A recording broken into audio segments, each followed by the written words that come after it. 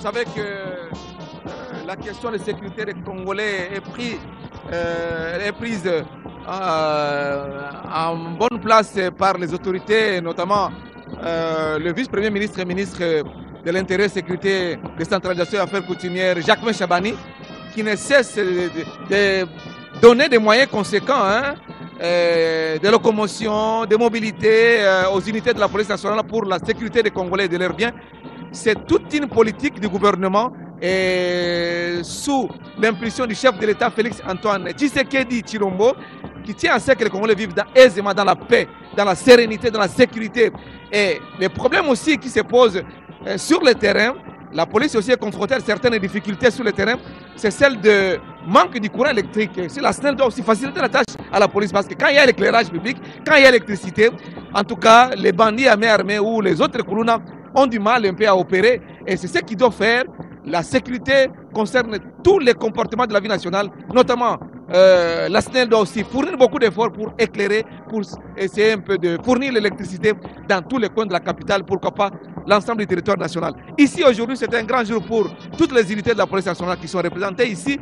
D'un moment à l'autre, le commissaire divisionnaire Benjamin Alongaboni va arriver. Ici nous constatons qu'il y a d'autres responsables qui sont déjà là. En attendant l'arrivée du commissaire divisionnaire Alongaboni, le général, pour cette causerie morale à l'intention de toutes les unités de la police nationale. Nous savons que la police a la seule mission régalienne de protéger les Congolais et leurs biens et non pas de tracasser, parce que nous constatons souvent, et aujourd'hui avec la causerie morale, nous étions ici au mois de janvier avec toujours les commandants de la police nationale, le général divisionnaire, le commissaire divisionnaire Alongaboni. Il a demandé à ce que les populations puissent essayer de filmer tout ce qu'il y a comme dérapage de la police pour essayer de dissuader ceux qui viennent tracasser la population ici à Kinshasa comme en province. Et les Congolais sont vraiment vigilants de ce côté-là. Ils ont commencé à filmer surtout les policiers chargés des roulages qui de temps en temps essaient de tracasser les automobilistes alors qu'ils sont là pour réguler la circulation avec des embouteillages qui doivent prendre fin à Kinshasa. Et c'est le rôle de la police de circulation routière de sécuriser les automobilistes sur la voie publique afin de réguler la circulation. Et le commissaire divisionnaire Alongaboni Benjamin a demandé à ce que tout Congolais peut filmer un policier ou un groupe de policiers qui s'évertue à ne pas jouer son rôle ou se méconduire sur la voie publique ou sur la place publique. Et les Congolais ont commencé à filmer les éléments de la police. Ce n'est pas une infraction, mais c'est une façon de dissuader et de permettre à ce que les éléments de la police se comportent très très bien dans leur mission de sécuriser les Congolais et leurs biens. Voilà pourquoi aujourd'hui encore une fois, avant la fin de cette année 2025, le commissaire divisionnaire Benjamin Alongaboni revient avant la fin de cette année 2025 pour essayer de conscientiser les éléments de la police, toutes les unités de la police, afin qu'ils puissent bien se comporter dans leur mission. Et la sécurité concerne tout le monde. La sécurité concerne tous les citoyens. Il faut collaborer avec la police, signaler là où il y a des bandits à main armée, des gens qui sont suspects, il faut les dénoncer. Et c'est ça la mission de la police nationale congolaise, sécurité de la population et de leurs biens. Ruben, vous savez que dans la sécurisation de la population et de leurs biens, il y a également les outils dont dispose la police nationale. La police dispose des matériels non létals afin qu'ils puissent sécuriser la population. Et il y a une technique, c'est pas seulement la brutalité, non, on peut sécuriser par la conscientisation, par les conseils. La police aussi a la mission de conseiller des citoyens s'ils se méconduisent sur la voie publique, sur la place publique. Et c'est ce qui a été fait. Et voilà pourquoi toutes les unités sont rassemblées ici au Stade des Martyrs pour écouter les messages forts du commissaire divisionnaire Benjamin Alongaboni, le numéro 1 de la police nationale au niveau national, ici en République démocratique du Congo, et Ruben Mbwebe. Matondi Claude Molicho, Tomoni Penza, Yé Penza, commissaire divisionnaire Benjamin Alonga. Là, c'est le commandant de la police nationale quand tout Israël qui est en train de passer. Certainement, c'est pour accueillir les commissaires divisionnaires.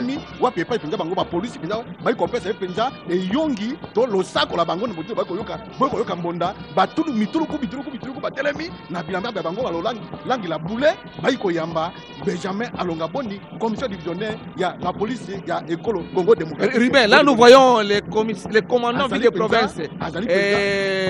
Israël Kantou, qui est en train de passer, certainement c'est pour réserver un accueil très chaleureux.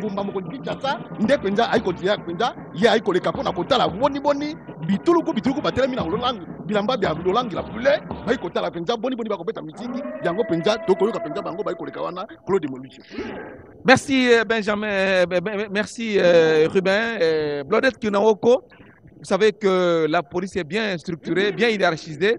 Au niveau national, nous avons les commandants, les commissaires divisionnaires Benjamin Alonga Boni. Mais au niveau de la ville-province de Kinshasa, c'est les commandants Israël Kantou.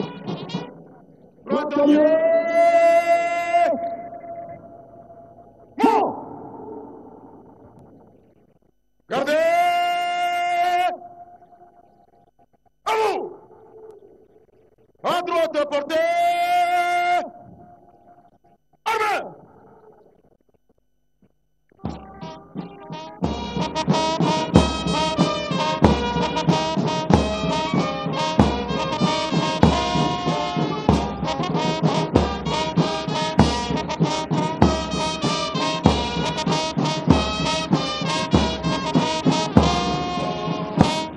Ici, conseil général.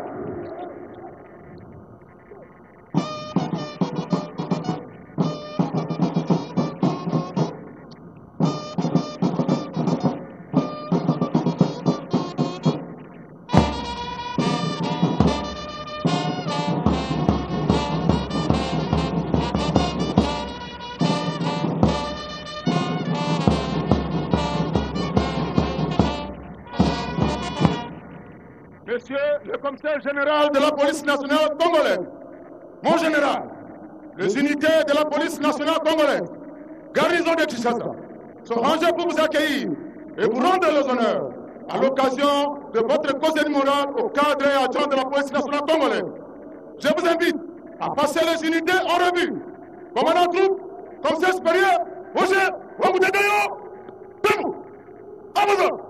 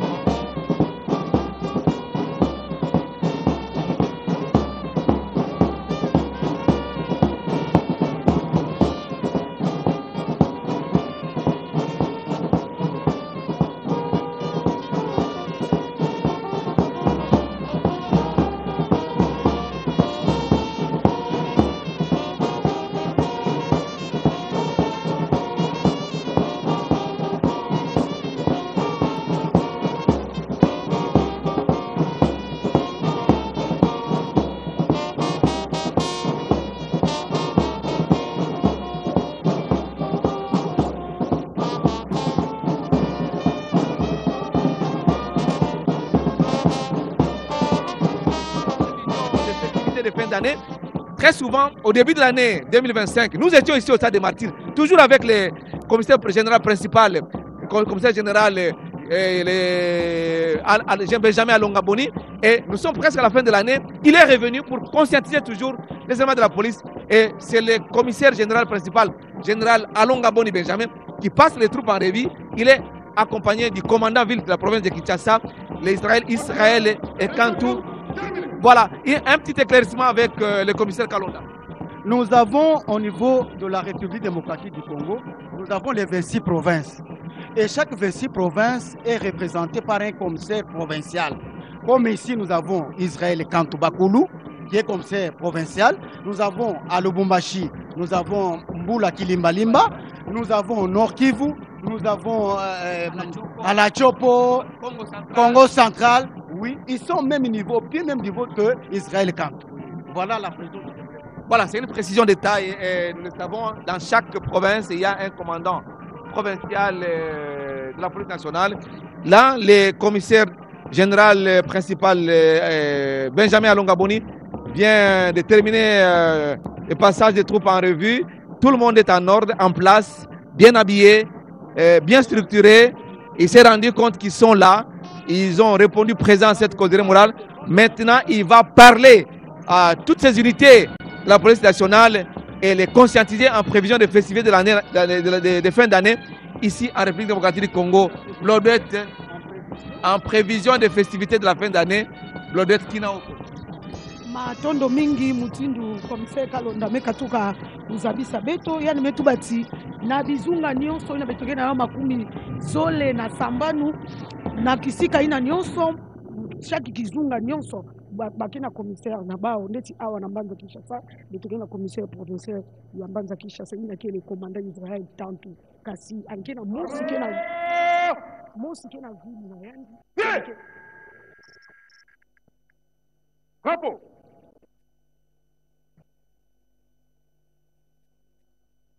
Musique, garde à vous.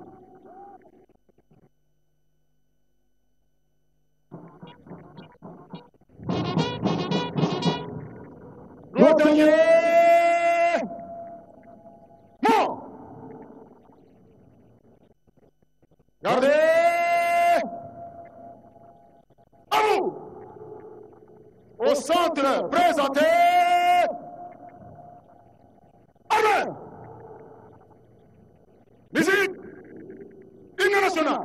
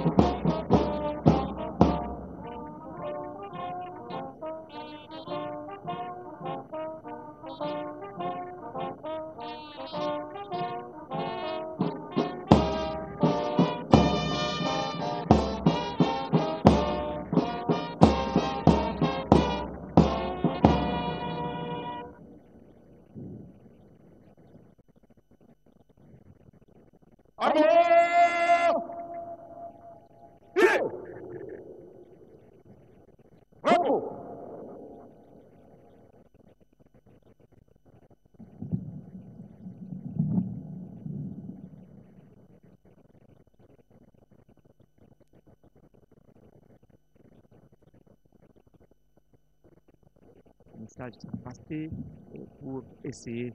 Mesdames et messieurs les officiers généraux, officiers supérieurs, officiers subalternes, sous-officiers et agents de police, Il a plu au commissaire général de la police nationale congolaise d'organiser ce jour cette grande parade à l'intention de toutes les unités de la police de l'ensemble du territoire national à travers celle de la garnison de Kinshasa ici représentée. Un seul temps fort va marquer la manifestation de ce jour, à savoir l'adresse du commissaire général. Il n'y aura donc pas défilé de troupes. Aussi, nous invitons respectueusement le commissaire général de la police nationale congolaise de s'adresser à l'ensemble de la communauté policière par l'ouverture de bancs. Mon général, je vous en prie.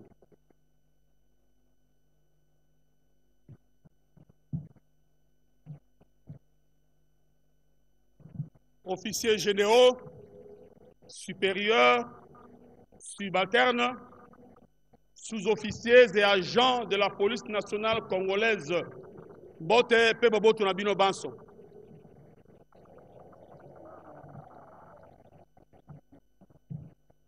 Au combo ya commissaire, commandant suprême des forces armées et pays à police nationale congolaise, au combo ya son excellence monsieur le vice-premier ministre en charge de l'intérieur, na sangisi bino lelo to solola makambo matali musala mwa biso mwa polisi. Tozali na makambo soki sambo oyo tokoloba. Ya liboso nazali kokundola to ko rappeler mission na biso ya police nationale, mission régalienne, ko batela bato na biloko bia bango. Et na musala mona tozali ba mission ordinaire oyo tokosala zami tozali ba pulusu, ba mission extraordinaire oyo bakosenga na biso tosala na nzela ya réquisition, et ya suka ezali ba mission spéciale oyo kosunga mbula matari. Na matali mission na biso, mission mikomami polele na loi organique oyo esali te police ezala. Balobi na biso kobatela bato na biloko bya bango, police koyokamela boleli bwa population. Na esika wana nakanisi boyebi na bolamu maïman somaza koleka lelo na moya lelo awa na Kinshasa pe na biteni bisusu bya etando ya ekolo. Criminalité et mati lelo tokoloba kuluna bakomi kodondwa kobeta tolo. Zambi bazosala maïman na manso pembeni ya poste ya police.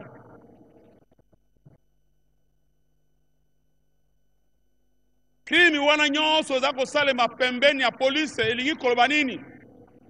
Elingi koloba te criminel azali su kobanga police te. Nzokande elobi bobangi ya police ezali bandeli ya bwanya. La crainte de la police est le commencement de la sagesse. Criminel azobanga police te, azo papa police li kwangola to machette. Kuluna nalingi toka na malamu petolo ba polele. Kuluna akomi kozokisana policier.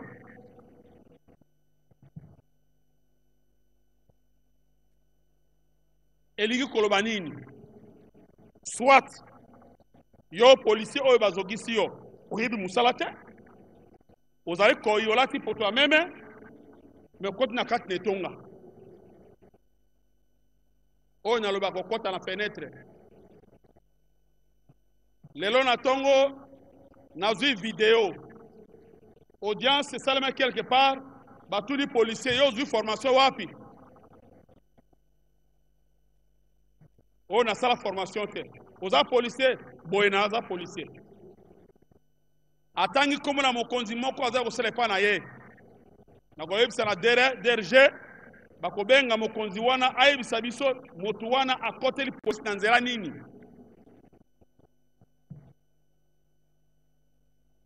Mutu ya boye ozokotisa ye na fenêtre bokei mission bazali 4 bino bozali base mibale boye bato bozana likama.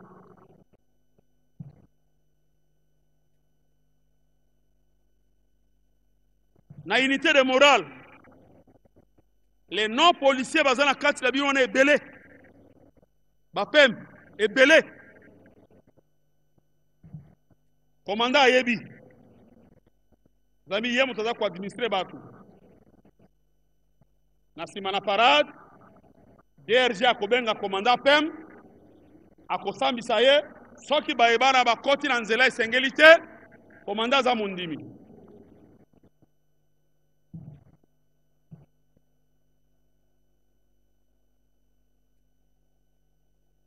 Likambo ya mibale ezali nzembo ya mokolo nyonso makamatali discipline.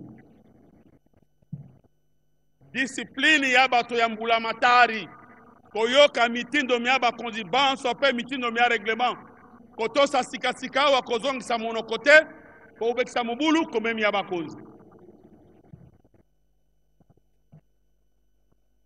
Yo ozali na pete muke okuta na lieutenant ya FARDC to commissaire adjoint ya police okokatela lo sa côté bo elobi règlement soki batuni yo o naza soda ya kala policier ya kala eteni ya nzete ata esali mbula zomi na ebale komaka ngando te.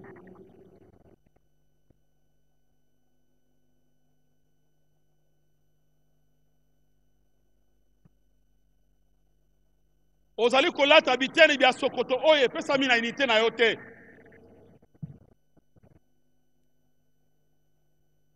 Teni wana boza kolata ya bleu toki ya Egypte to Israël mutu yo sakoyo kozwa yango ngafe na kozwa yango mais pourquoi nazolata yango te epesami biso te.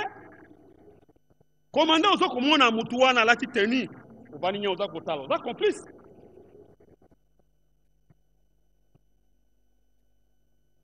Pamate mutu na mutu awa azali na kati na unité oyo azali administré komanda na section, peloton, compagnie, bataillon, escadron bongo na bongo. Bozali kolata ba batch en chaîne bakomi police nationale oyo wana euti wapi ozali komona commandant ozali komona ezali te bayebisi yo to omoni mais lokola makanisi musika moyo oyo bamusala malamu eza te. Chef de peloton, commandant compagnie azali wana, commandant siat urbain, commandant siat ozali komona ba policier ba yo, ba kolata ba insigne oyo epesa mel na logistique te, pe otiki otal na misu. Wale zali ndenge obuka discipline, ba iba bakisi bikila kila mtutu, olikola ya biteni bya sokoto. Soki olobite policier na kati na mulongo ayebi règlement te. Yo commandant, ça la fait formation au sein de l'unité. Teya ye règlement à condition oyeba. À condition oyeba.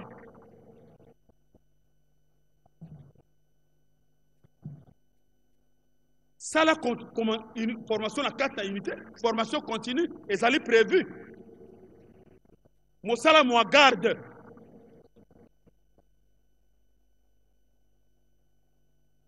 Na évité soki bureau 3 basala ka ba ronde menandimite pamba te soki basala ka ba ronde mbere to kangi ba ike ba kote oboloko zambi ba lobini na ndaku ni na kei kola la garde pe akia la na efongi ba uti ko buka ndaku moko mir na bibwa ba criminel ba zuta ko buka mir ya libanda ti ba koti na kati na ndaku baza ko benga e ya no moko te pa ya police. Policiers nyonso azali agent de renseignement.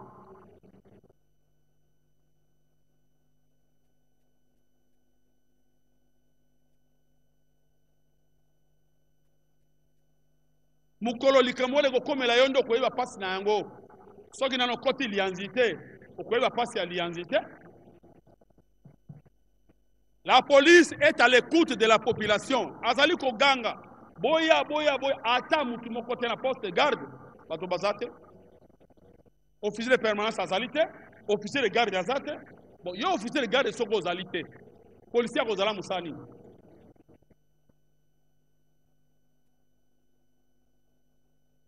Kaka na loi organique elobi na biso apolitisme. Kosa la politique était tika ba politicien basala musala mwa bango mwa politique nde ya okamamboka.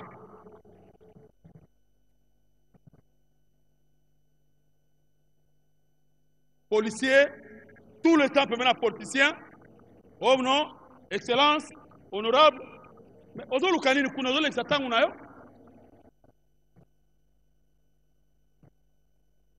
Boko keneti e pa na ba politicien ko senga poste to fonction. Akopesa yo mukolonini wapi?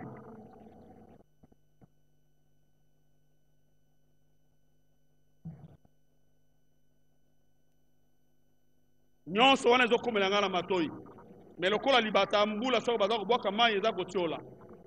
Zala apolitique, tika politicien. Na bo mwana na babiso balobaka, ah, mwana aza na politique mingi, c'est-à-dire aza mutu alukuta.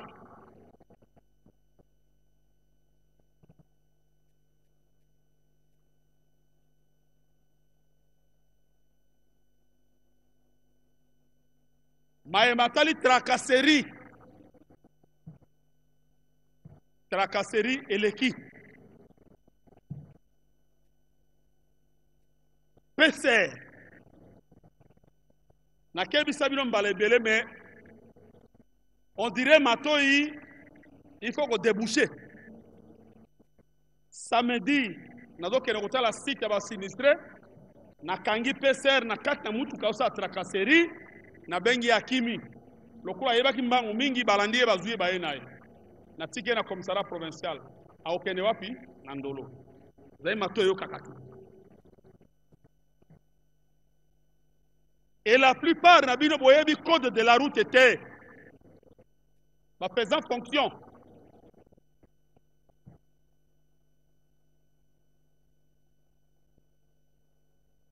Mbalaboni tokoloba PCR bongisa bizaleli. Mbalaboni. Tosengi na GMI akene ko appuyer PCR à côté na danse. 17h, 18h na balabala, on commence la présence agent à PCR. Jusqu'à ce que les forces armées, et eux qui ont mawa, et comme ils continuent la mission renfort, n'attendent pas bozali wana. Nangai na place on a koka son.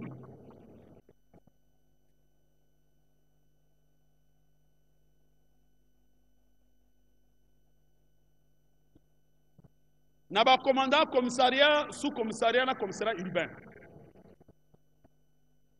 Amigo. Ezali esika babombaka babuki mibeko. Nabo moto bakabolaka bana basi bamikolo.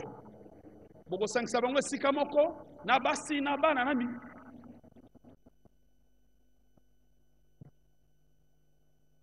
Et na sima ya parade oyo tokopesa ma mission na ba unité spéciale, enfin spécialisée pour kosunga.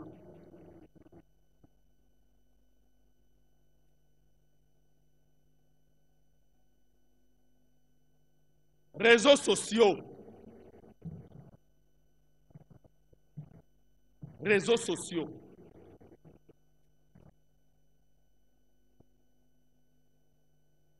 Esengo nini yo mutu ya bwanya to mutu ya mayele okangami na réseaux sociaux tango mususu kolakisa bitene bya nzoto bya yo na réseaux sociaux to pe okoloba makambo masalite na réseaux sociaux.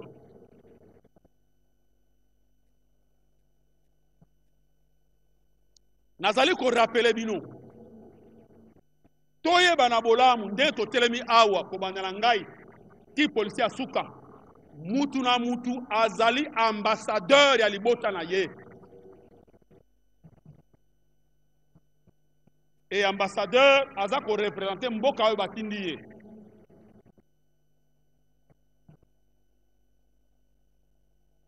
yo ozali ko représenter libota na makamuni milangwa lokuta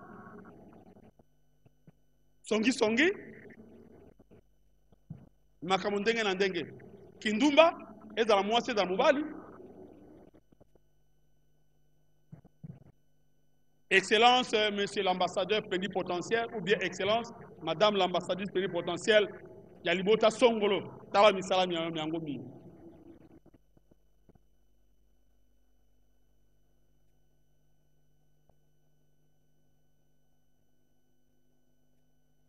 Tozali ko poussa na malembe, na suka mbula, na milulu mia le 25 décembre, au ezara la ba chrétien, Noël. Et si ma poste moko ya mbotama et gozala mubu mwa sikatope 1er janvier wabe yango nouvel an. Biso ban so mineur azali to tozali majeur. Toyebi maiman so malekaka otango ya Noël tango abonane. Mi be komisi mi pesami ba commandant bazui directive ya suka mbula pena ibandela mbula ya sika. Mbula matari apesi biso mituka. Ata ekoke na posa na biso te. Kasi malamu kozwa moko, tozwa libungu tulu. Miebo 1 ke 0.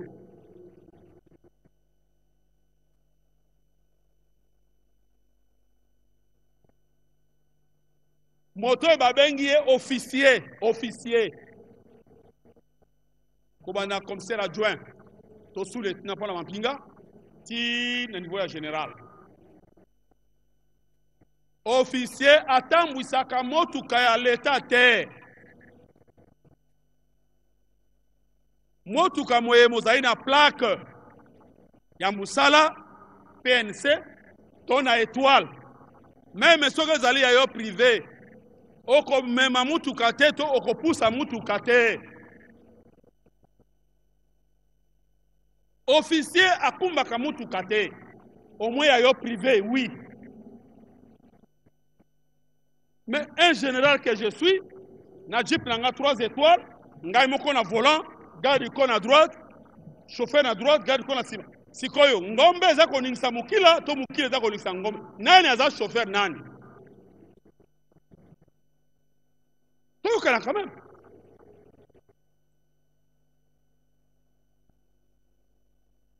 Tout est commissaire général que je suis, na jeep nanga commandement ngai moko na volant, garde du corps femelle chauffeur nani aza chauffeur nani azo kumba nani okoka soni soki oyebi te yekola pe yeba te officier atambusaka motuka ya leta te.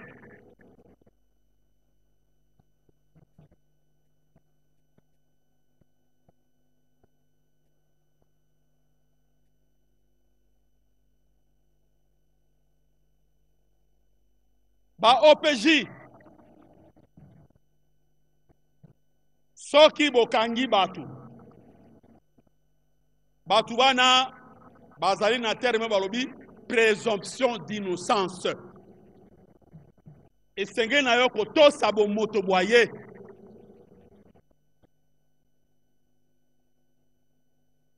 Na maye matala ki réseaux sociaux.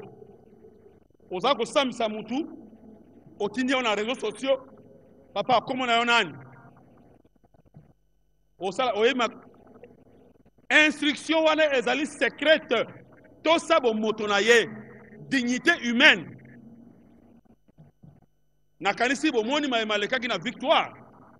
Et pas wapi ndeko biso ya mwasi batika ki mutakala na ye. On ezali droit de l'homme oko respecter yango. Soki bazolobi ke toza état de droit, et li ko ba police a respectueuse des droits humains. Okangi mutu azali déjà en position de faiblesse. Okobeta efi pour la ozwani. OPJ assermenté. Et si Kali va comme le fouet, de bastonnade.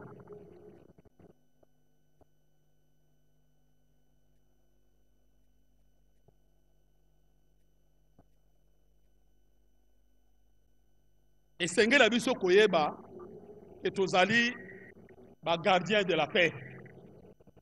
Ba yeto biangami para kotia kimia na kati na mboka. Soki bokangi congolais to mopaya asali miko. Okobeta ite. Kanga ye kende na poste ya police mon commandant to kangi mutu boye ye na sambisa ye. Commandant pe zala sûr que oyebi procédure, que oyebi eloko za kosala.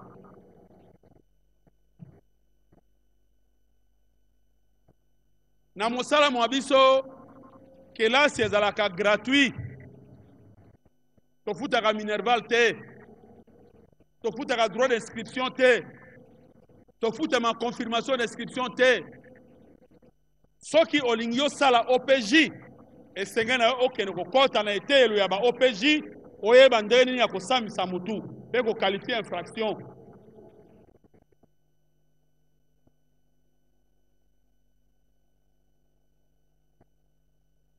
Na bokuse tolobi matali discipline elateli elobeli etelemeli na yo ambassadeur de votre famille biloko biye bozali kolata nazomona ebele bazali ya bana wings para bazala ba cordelette moto na moto ayebi esika azwa yango pe lolenge azwela na yango tobenga bo ba mannequin.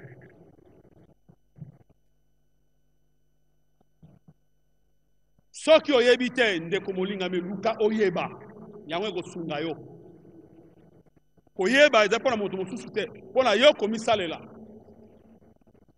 lelo soki batinga médecin directeur ya hôpital Mama Yemo je serai l'un des plus grands criminels parce que na yo kwa musala munganga te mais kondima na soni te.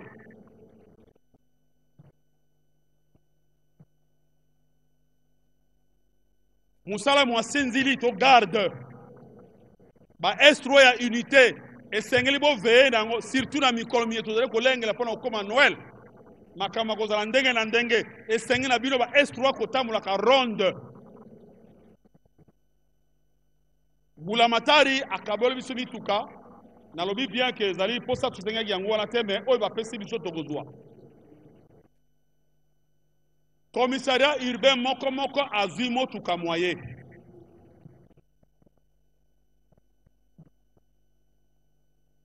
Unité de morale, na inspection générale, na DRG, to constitue unité moko mixte.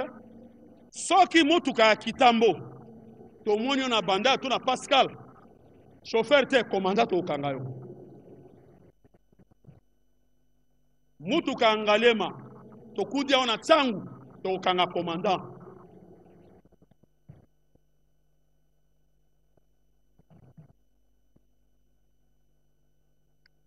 Baye bazali okati ya ba unité na bino oye bazui formation te commandant compagnie escadron escadrille dresser liste na bango pese pa na commissaire provincial toyebisa na DRG toyebisa na DGF ba pesa bango mateya bokofuta minerval te bokofuta droit d'inscription te.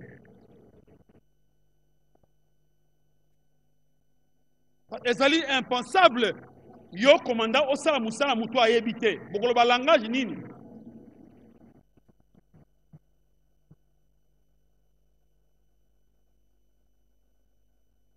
Mituka mbulamatari apesi biso ezali mpona musala mutuka nyonso bapesaka mutuka la motambusi to pe conducteur officier azali chauffeur te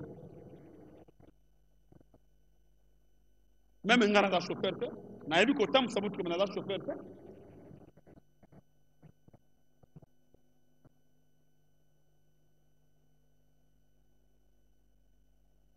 Esengeli na commissaire provincial tosi topesaki ye mibeko mitindo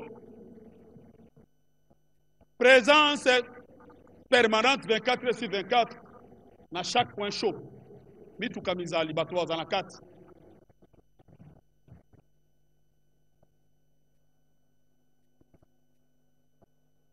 Et mpona PCR maleme tokozwa solution malade ya kambangu mais si la kamale malem to aussi ça bokono bona tika ba politicien ba kambambo kala ndenge ba yokani tika bango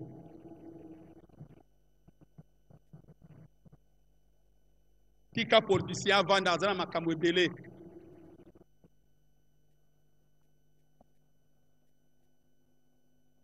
nakanisi mpona mokoma lelo toyokani tokundoli oyo tolobaka mbala na mbala mpe tosolaki na baofficier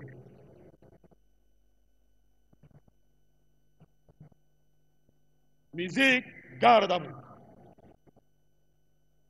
Musique, garde à vous.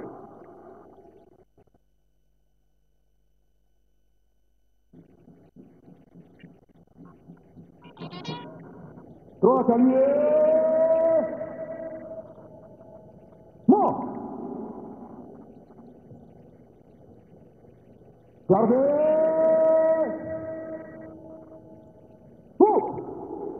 Cherche présenter les arts. Au centre, présentez. Ordre. Musique, hymne national. Musique, hymne national.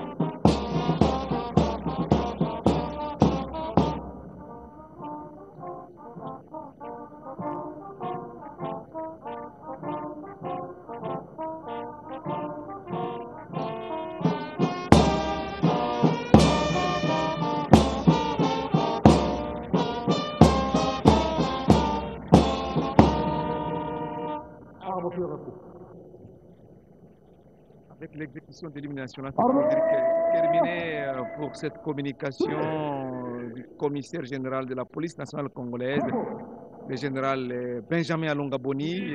Garde à vous. Garde à vous.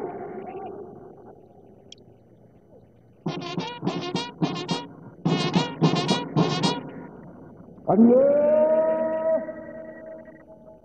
Non. Gardez. À vous. Au centre, portez. Armée. Musique. Commissaire général.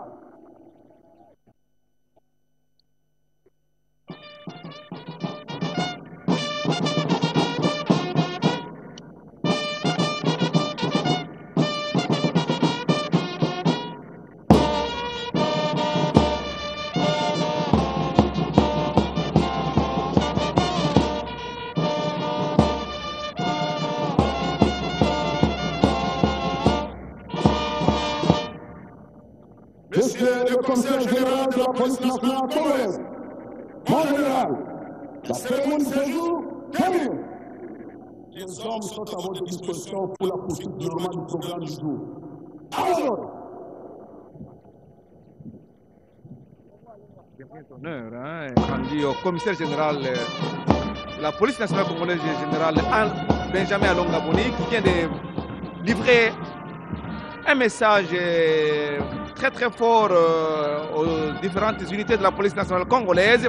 En 7 points, il a commencé par rappeler la mission régalienne de la police nationale, celle de sécuriser les Congolais leurs biens. Il y a des missions ordinaires, des missions extraordinaires, des missions spéciales, soit aider le gouvernement dans certaines missions.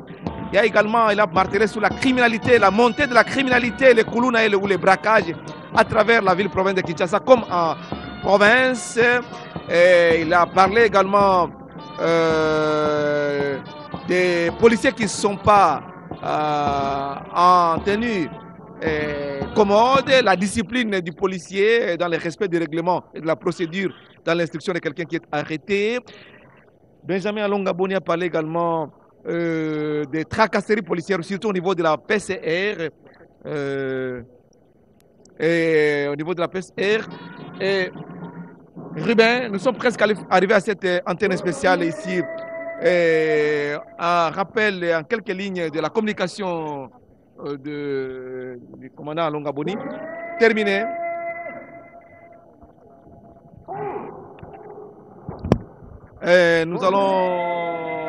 On vient de terminer cette parade spéciale ici au stade des Martyrs pour les commandants de la police nationale. Le général Benjamin Alonga Boni vient de communiquer à toutes les unités de la police nationale congolaise ici à partir du stade des Martyrs.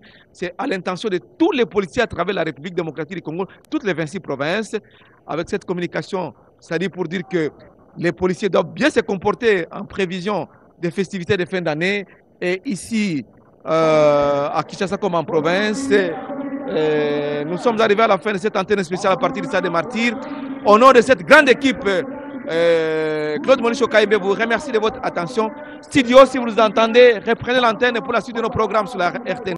Benjamin Elonga Boni ke zabisa bau na mambu metala mbanta Kinshasa pe na bizunga nyonso pamba ve na mbanta Kinshasa pe na bizunga kakakaka ba mambo ya mimbikela kusalama kuluna kela kulandakana batu babandi na babima na maboko kela kubabima imbi na maboko bana kotila batu na bainzo kusala ba mambo imbi na bazandu na banzila yandi mekuiza sana kutubila bau wa mutindu la polisi wana tani na nkangu la polisi kele vana sana kutandila kangu na bima na bau tanina kangu na bima na bao yao kele kisalu ya la polisi place nyonso mama voa kele bakakalankani kele la polisi fweni sala kisalu na yadi na yau commissionnaire divisionnaire yandi batulaka basusiati bisika nyonso bana Congo bana République démocratique du Congo vandaka samna kutani na kangu inzo na bao na bima na bao kutambula na bao kasiketela kumola bamavonga kena kusalama mingi na bizunga nyonso yavana na mbanza Kinshasa yavana na mkunda na Congo Central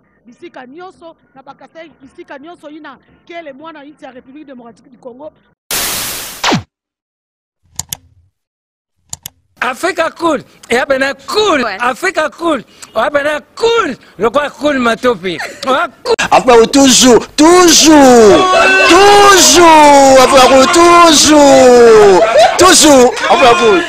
c'est bon. Et ça chaîne est bien, et puis vous êtes très rapide. Et ça très rapide, et ça chaîne mon co, bako ça a bien confiance. En tout cas, nazo senga na bato oyo nanu ba souscrire te bazwa. Donc, eza vraiment neti oyo balobaka ke buka lelo, lamba lelo, lia lelo. Vous voulez le Congo pour que le Congo devienne cool, pour suivre les cools analyses, alors revenez et abonnez-vous massivement. Bobozana Moana, massivement. Alors beaucoup de gens ils pensent que l'Afrique cool donne l'information en temps réel. Mais je ne crois pas cela. C'est-à-dire l'Afrique cool donne l'information en temps réel et en temps chirurgical. Si tu ne suis pas, tu as la crise cardiaque. Qu'est-ce que tu penses de l'Afrique cool? C'est pépélé. Africa Cool, c'est la destination de prédilection pour une communication optimale. Longo Dianabino Mama. Africa Cool Télévision est une chaîne qui est en train de réunir toutes les tendances. Donc les chrétiens s'y retrouvent, les païens s'y retrouvent, les politiciens s'y retrouvent, les femmes ménagères s'y retrouvent. Donc Eza Eloro Nabiso, to sepe la ranango, yango chaque fois son aïe na Kinshasa, il faut namona Africa Cool. Et au monde de la chaîne Oeza impartial. Et le rôle de Babino, vous méritez le soutien de la population ainsi que des institutions complètes. Bisognoso, tous s'abonner à Africa Cool. Africa Cool, Zengo. Africa Cool, merci beaucoup, leader. Non, je remercie en tout cas Africa Cool, leur support, et on leur souhaite bonne chance pour la suite. On leur souhaite le plein succès. I'm coming from Johannesburg. I'm one of the subscribers of Africa Cool.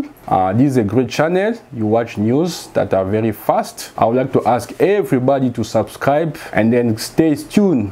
Thank you very much. Placer un petit mot par rapport à la récompense Oyo. Ah, je félicite très sincèrement Africa Cool. Voilà. Je n'avais pas opéré le mauvais choix. Voilà. J'avais recommandé, je me rappelle que je disais que c'était une destination de prédilection pour une communication optimale d'excellence. Nazanga Mogotala, YouTube Yemoko a reconnaître que Naponaki Mabete. Au moins, il y a un choix to salaka, ba réflexion to salaka. Tu as abonné à Africa Cool. Comme ça, tu partages. Bravo Africa Cool. Merci beaucoup. Bravo Bino. Mutubo s'abonner parce que trophée Ezali à Bino, Ezali partagé. Voilà. Moi, je me sens aussi copropriétaire. Il y a un prix Oyo. Voilà. Bravo Africa Cool. Merci beaucoup.